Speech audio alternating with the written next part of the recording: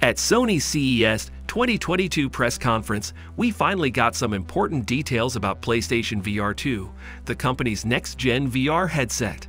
PSVR2 pricing, release date, and even what the headset actually looks like remain a mystery. But Sony shared plenty of information on the specifications powering its second virtual reality headset. To better understand what we can expect from the PSVR2, let's take a look at the specs, dig into some standout features, and compare what's on the way to the Oculus Quest 2, the Valve Index, and the original PSVR. PSVR versus PSVR2. Comparing PSVR versus PSVR2 specs side by side shows us how much has changed since Sony's first consumer headset released in 2016. Among the major players in the VR space, Sony has bided its time on a follow-up to the original headset. Assuming the company's next-gen VR headset is released this year, around the same time of year as the original, it will be 6 years between PSVR and PSVR2. The original PSVR was released about 6 months after the first major consumer VR headsets, HTC Vive and Oculus Rift, hit the market back in 2016. However, HTC, Oculus, and others have released many new headsets in the interim. To its credit, PSVR managed to feel competitive for many years after its release, but eventually began to feel dated as the rest of the pack charged ahead into VR's Gen 2 epoch. Now here we are in 2022 with PSVR2 on PlayStation 5 set to bring new life to Sony's VR ambitions. Let's take a look at how PSVR and PSVR2 specs compare. For one, PSVR2 has about 4 times the pixel count of PSVR. All things being equal, that means images inside the headset would look about 4 times sharper, which is a substantial improvement. However, we know that all things won't be equal. Sony quotes the field of view of PSVR2 at 110 degrees compared to 100 degrees for PSVR1. That means that while PSVR2 has many more pixels, they'll be stretched over a slightly wider area. Overall, the sharpness of the headset should still be substantially better, but not quite as much as the sheer increase in pixels would suggest. As for the field of view itself, 100 degrees to 110 degrees isn't a huge leap, but you'd surely notice it if you compared the headsets side by side. Unless a surprise headset beats it to the punch, PSVR2 will be the first commercially available VR headset to launch with an HDR high dynamic range display. That means it's capable of a much wider range of brightness than a typical headset. Functionally, this means the headset will be able to produce scenes with more lifelike brightness, which could improve immersive considerably. Personally, I've never seen an HDR display in a headset, and I've seen plenty of HDR TVs and phones because of the unique way that VR displays typically work.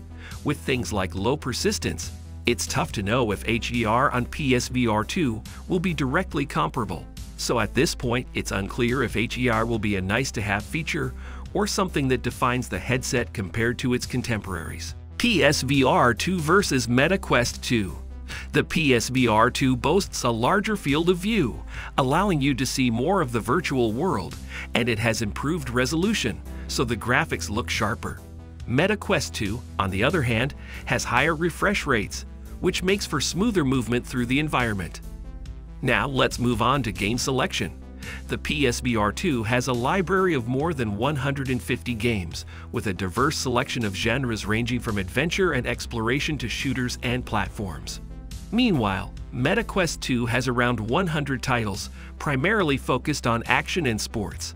Let's discuss the cost. The PSVR2 is considerably cheaper than the Meta Quest 2, at $300 compared to $500. If you're looking for a more affordable option, while still enjoying a wide selection of games and a great picture quality, then PSVR2 is the right choice. PSVR2 versus Valve Index. The PlayStation VR2 moves away from outdated methods of motion tracking, instead relying on the upcoming PlayStation Move controller. This gives players far more precise control of in-game actions, and the alleged higher frame rate makes them even smoother. The Valve Index, on the other hand, makes use of its revolutionary Knuckles controllers. They are tailor-made for movement in the virtual world and are highly intuitive, allowing you to interact naturally with the virtual environment.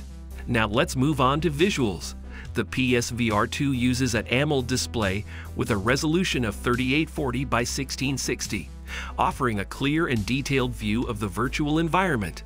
The Valve Index also boasts a stunning resolution of 2880 by 1600, but utilizes slightly older LCD display technology to power its visuals. Both boast a reasonably high field of view and offer a smooth experience, though the Valve Index edges out the PSVR2 in this department. Lastly, let's discuss audio. The PSVR2 provides an incredibly immersive experience with its built-in 3D audio technology. The audio is both and realistic, creating a truly lifelike environment that allows gamers to be inside the game. On the other hand, the Valve Index features a positional audio system, allowing players to accurately identify the direction of sound sources in the game. This gives players an even more realistic soundscape to explore. All in all, both the PlayStation VR2 and the Valve Index provide players with a top-tier virtual reality experience. Which one is the hardware really comes down to personal preference, as each offers its own unique perks. Until Sony releases further information on the PSVR2, it's hard to make a definitive call on which is best, but one thing's for sure: virtual reality is thrilling than ever before. Alright, that's the end of today's video. Thanks for watching.